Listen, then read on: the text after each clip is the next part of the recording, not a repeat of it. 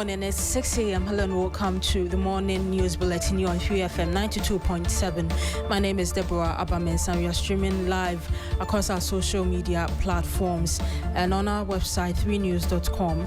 And coming up this morning, one of 11 children involved in a road crash on Jowolu Akwamo stretch reported dead. Also, opposition NPP MPs describe Attorney General's announcement of an appeal against acquitted former Maslok CEO as sentence, and PR insisting the AG will not mount a strong appeal.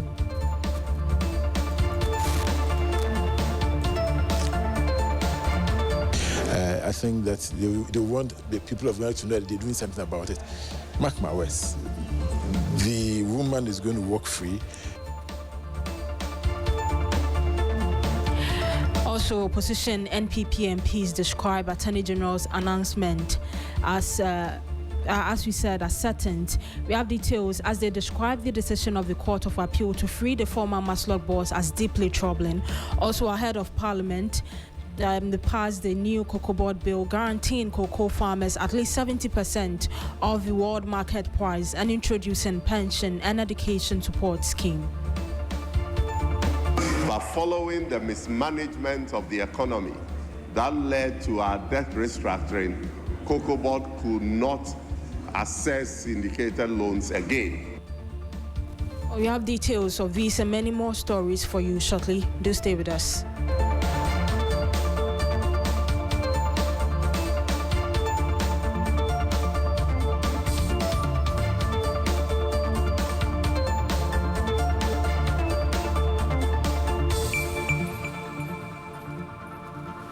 Let's now settle for the details. My name is Deborah Abamensa. In our first story, one person out of the 11 children who were involved in a road crash on the Jowolu Akwamo stretch has been reported dead. The Ghana National Fire Service has provided an update on the road crash involving the tipper truck and Sprinter Benz bus. According to preliminary findings, the children were not returning from an excursion as earlier speculated. They were traveling from Ashaiman towards Accra when the crash occurred. The fire service indicated that the accident happened after the driver of a loaded tipper truck allegedly attempted an improper overtaking maneuver, causing the vehicle to collide with the stationary Sprinter bus carrying the children. The children aged between 3 and 10 years sustained varying degrees of injuries, while 10 survived. Some remain in critical condition and are receiving treatment at the 37 Military Hospital and the Police Hospital in Accra. Away from that, Minority has dismissed the Attorney General's announcement that his office will challenge the Court of Appeal's decision to acquit and discharge former Maslok CEO Sedina Tamaklo, describing the move as mere sentence and public relations stunt. In a unanimous 3-0 ruling, the Court of Appeal cleared the former Maslok boss, holding that the prosecution failed to establish its case beyond reasonable doubt. But several NPP MPs say they have little confidence that the Attorney General will pursue a vigorous appeal at the Supreme Court. Do you believe the Attorney General when he says so? It's just making those pronouncements to kind of appease or send a signal to Ghanaians that he doesn't agree with the court. But you and I know that there is no way he's going to be committed to a strong appeal process that will lead to a possible conviction of one of their own. As I said, they are not committed when it comes to the fight against corruption. Legally, we are told that the AG says he's going to appeal. Well, I have no faith in that appeal because I know that they are not going to put any serious fight. It's just political gimmickry, if you ask me. I think that they want the people of Ghana to know that they're doing something about it. Mark my words, the woman is going to walk free. Those were some NPP MPs. Meanwhile, a former Attorney General and Minister for Justice Godfred Yeboadame has questioned the rationale behind the court's decision to uphold the appeal against the 10-year sentence of former Maslok CEO Sedina Tamaklo. Lord Edwasari has more in this report. Sedina Tamakula-Ationu was in April 2024 sentenced by an Accra High Court after she was convicted of 78 counts of offences, including stealing, causing financial loss to the state, money laundering, and procurement-related offences over the alleged embezzlement of more than $6 million in public funds. The offences were said to have been committed between 2013 and 2016. The court handed her a 10-year jail term in absentia after the former Maslok CEO obtained permission to travel out of the jurisdiction for medical treatment during the trial, only to never return. Her lawyers filed a notice of appeal in May 2024 to challenge the sentence on grounds that the charges were defective and that the prosecution failed to prove the case beyond reasonable doubt. Madam Ationu was, however, extradited from the United States to Ghana on June 9, 2026 to serve a sentence. On Thursday, July 30, a three-member panel of justices of the Court of Appeal unanimously agreed with the appellants, noting that, among other things, the trial judge lost sight of the presumption of an accused person's innocence until proven guilty. The justices also indicated that the prosecution failed to prove the charges against her beyond reasonable doubt. They thus acquitted and discharged Sedina Tamakula-Ationu. Lawyers of the former Maslok CEO commended the court's decision. Let me seize the opportunity to thank my lords for, in fact, for agreeing with us that, in fact, for agreeing with our submission. But I am a happy person, and I believe my client is also will also be happy. A former Attorney General and Minister for Justice, Godfred Yeboah-Dame, expressed disappointment at the ruling. Said now was convicted on very credible evidence and all, and he conducted the appeal. So find out from the current Attorney General what he feels about the acquittal of Sedina and why Sedina was acquitted. I don't know why she was acquitted. There was a report from Lord Iduasari. Away from that, the government has outlined its position on key Constitutional Review Committee recommendations, including proposals to extend the presidential term, elect MMDCs, and introduce reforms and strengthen Ghana's democratic governance. Komla Kluche has more in this report.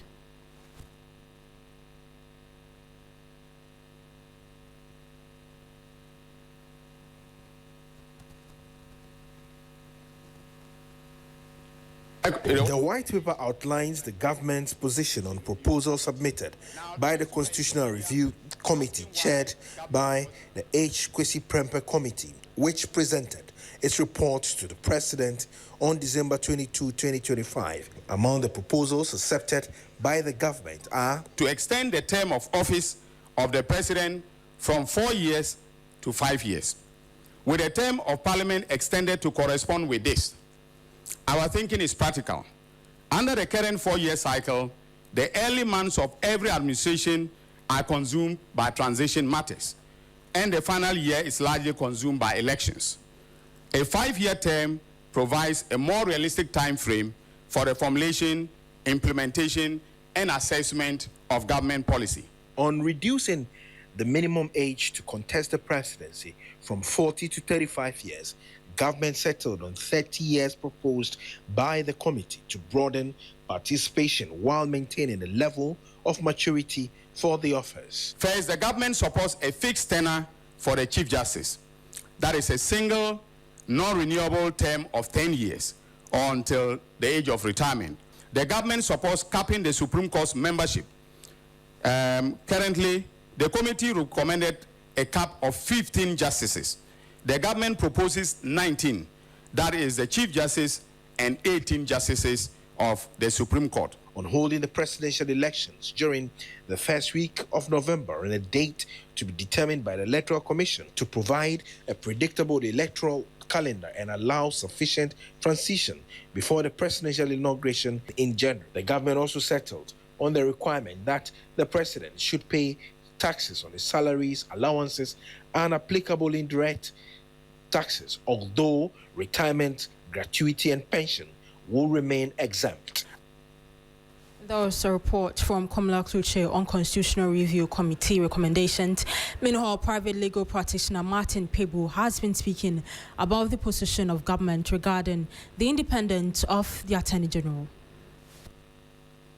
But then how about the appointment? You see, we have to relinquish the power of the president to appoint. We have to take it away. Just saying the removal should be harder. We said nothing. We might as well just leave it how it is. It's not radical. The word is not right. It's not far-reaching enough. It's not as if we just want to be radical for radical sake. Sometimes radical sounds like you just want to be revolutionary. This one, we need a meaningful change. You want the Attorney General to be independent of the president, okay, and be a good check, all right, in his own office as well. So, by subjecting to 146, we've not done much. That was private legal practitioner Martin Pebu. Away from that, Parliament has passed the Ghana Cocoa Board Bill 2026 to guarantee cocoa farmers not less than 70% of the world market price realized by Cocoa Board. The legislation also establishes a contributory cocoa farmers pension scheme and an educational trust scheme to support cocoa farmers and the education of their children. The bill further sets up a dispute resolution committee and a Cocoa Board tribunal to determine disputes relating to licenses and other regulated cocoa sector activities. With a further right of appeal to the High Court, Deputy Finance Minister Thomas Nyako Ampem highlighted the objectives of the bill on the floor of Parliament. This bill is seeking to do a number of things. We all know that for 32 years, Cocoa Board relied on the syndicated loan structure to finance cocoa purchases in this country. But following the mismanagement of the economy that led to our debt restructuring, Cocoa Board could not access syndicated loans again. That forced Cocoa Board to resort to the buyer-led funding model.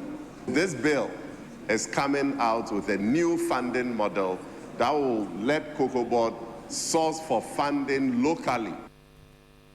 That was Deputy Finance Minister, and that's how we wrap up on the morning news bulletin on 3FM 92.7. Up next is Business News.